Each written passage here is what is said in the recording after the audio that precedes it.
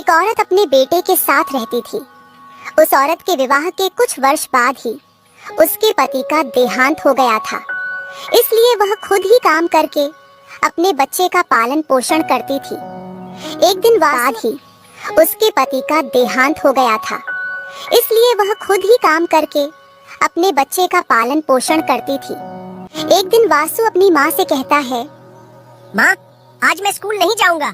आज हम लोग कहीं बाहर घूमने चलते हैं। बेटा, स्कूल तो जाना ही पड़ेगा। हम लोग किसी और दिन बाहर घूमने चलेंगे। ठीक है, आज तो स्कूल जा। माँ, स्कूल तो मैं रोज जाता हूँ। प्लीज आज कहीं घूमने चलो ना माँ। वासु, अभी मेरे पास पैसे नहीं है। आज तू स्कूल जा। मैं अभी सेठ जी के पास जाऊंगी तो उनसे पैसे लेकर आऊंगी।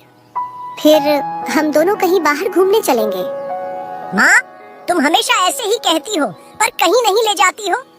बेटा, मैं क्या करूं? तुझे तो पता है ना कि अपने घर की स्थिति ठीक नहीं है। अगर हम बाहर घूमने जाएंगे तो फिर सारे पैसे तो खर्च हो जाएंगे।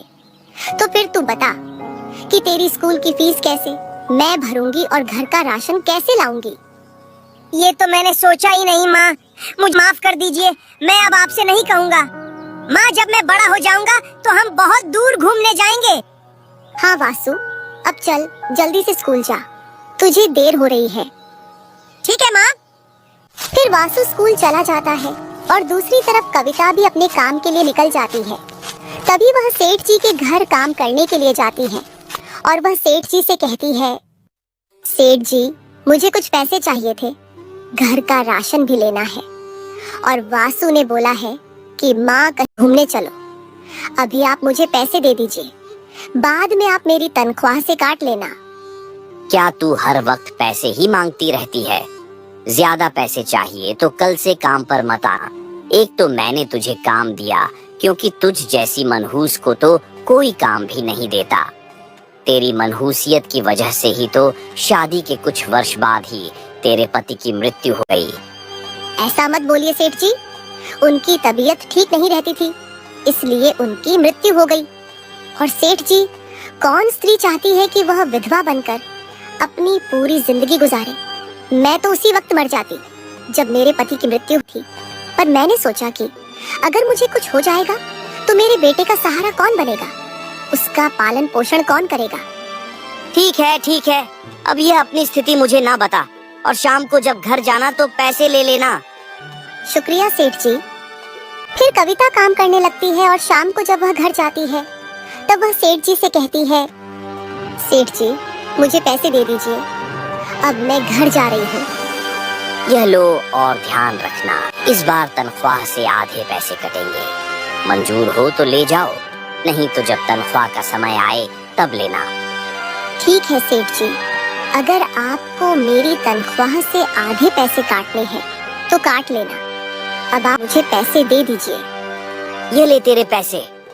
फिर कविता पैसे लेकर अपने घर चली जाती है और जैसे ही वह घर जाती है तुरंत ही वह अपने बेटे वासु से कहती है, वासु, कल तू स्कूल न जाना, कल हम दोनों कहीं घूमने चलेंगे।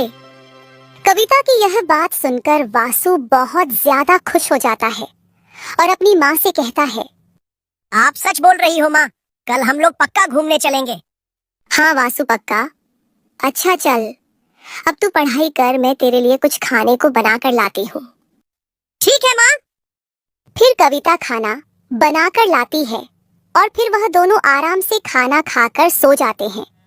अगले दिन वह दोनों बाहर घूमने के लिए जाते हैं। जब वह दोनों जा रहे होते हैं तभी उसी रास्ते से दो औरत जा रही होती है और जैसे ही वह कविता को देखती है तो वह आपस में बातें करने लगती है।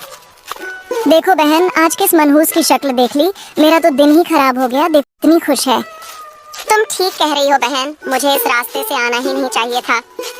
उन दोनों की बातें सुनकर कविता बहुत ज्यादा उदास हो जाती है और बिना कुछ बोले ही अपने रास्ते चली जाती है। कुछ ही देर में वह दोनों घूमकर आराम से अपने घर आ जाते हैं। तभी वासु कविता से बोलता है, आप चिंता मत करो माँ, मैं जब बड़ा हो जाऊंगा तब आपको बहुत खुश रखूंगा और फिर आपको दूसरों के घरों पर काम भी नहीं करना पड़ेगा और मैं आपका बहुत ख्याल रखूंगा। वासु की यह बात सुनकर कविता बहुत ज्यादा भावुक हो जाती है और वासु से कहती है, हाँ बेटा, तू ही तो मेरा एक सहारा है। तेरे लिए ही तो मैं जीती हूँ, वरना मैं तो उसी पल मर जाती जब तेरे पिता की मृत्यु हुई थी। इतना कहते कहते ही कविता रोने लगती है। कविता को रोता हुआ देखकर वासु कविता से बोलता है, माँ आप रोइए मत, सब ठीक हो जाएगा, मैं हूँ ना आपके साथ। अच्छा माँ, अब चलो हम लोग आराम से सो जाते हैं क्योंकि बहुत रात हो गई है। फिर वह दोनों आराम से सो जाते हैं। ऐसे ही कविता रोज दूसरों के घरों में काम करने जाती और शाम को अपने घर आ जाती। कुछ वर्षों बाद वासु बड़ा हो जाता है और कविता बहुत ज्यादा बूढ़ी हो जाती है। तभी एक दिन वासु कविता से कहते हैं, माँ मुझे शहर जाना है क्योंकि गांव में कोई काम नहीं है। अगर मुझे अमीर बनना है तो मुझे शहर जाना पड़ेगा। वासु की यह बात सुनकर कविता बहुत ज्यादा उदास हो जाती है और उससे कहती है, अगर तू चला गया तो मैं तेरे बिना अकेले कैसे रहूंगी बेटा। तू मुझे छोड़कर कहीं ना जा, तू मेरे पास ही रह। माँ मुझे शहर तो जाना ही पड़ेगा। मैं कब तक ऐसे ही गांव में बेरोजगार पड़ा रहूंगा। शहर जाऊंगा तो मुझे अच्छा काम मिलेगा। फिर मैं हमेशा के लिए थोड़ी ना जा रहा हूँ। मैं हर त्योहार पर आपके पास जरूर आऊंगा। ठीक है बेटा, अगर तेरी यही मर्जी है तो तू चला जा, पर बेटा तू हर त्योहार पर मुझसे मिलने जरूर आना, क्योंकि तेरे अलावा मेरा कोई सहारा नहीं है। माँ, और आपके बिना मेरा भी कौन है। मैं आपके पास नहीं आऊंगा तो कहाँ जाऊंगा।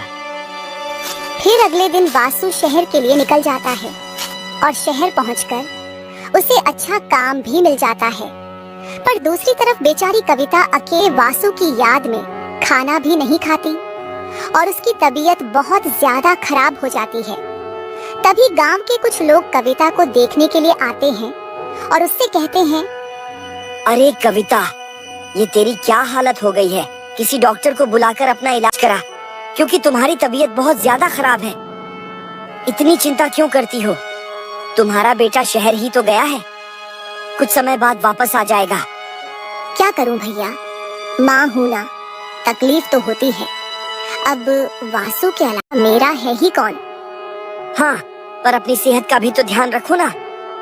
ऐसे ही वह लोग कई देर तक बातें करते रहते हैं और फिर जब वह सब अपने अपने घर चले जाते हैं, धीरे धीरे कविता की तबीयत दिन पर दिन खराब होती जाती है और बहुत वर्ष बीत जाते हैं, परंतु वासु दोबारा वापस गांव नहीं आता। कविता हर रोज गेट के बाहर बैठकर वासु का इंतजार करती रहती, लेकिन ना तो वासु आया और ना उसका कोई खत। एक दिन डाकिया कविता के घर आता है। जी मुझे कविता के घर जाना था। क्या आप मुझे बता सकती हैं कि कविता का घर कौन सा है। जी मेरा नाम ही कविता है, बताइए क्या काम है आपको। जी आपके लिए एक चिट्ठी आई थी शहर से। डाकिये की यह बात सुनकर कविता बहुत ज्यादा खुश हो जाती है और वह उससे कहती है, जी लाइए, वह मेरे बेटे ने भेजा होगी। मेरा बेटा शहर में काम करता है। फिर डाकिया कविता को चिट्ठी देता है और वहाँ से चला जाता है।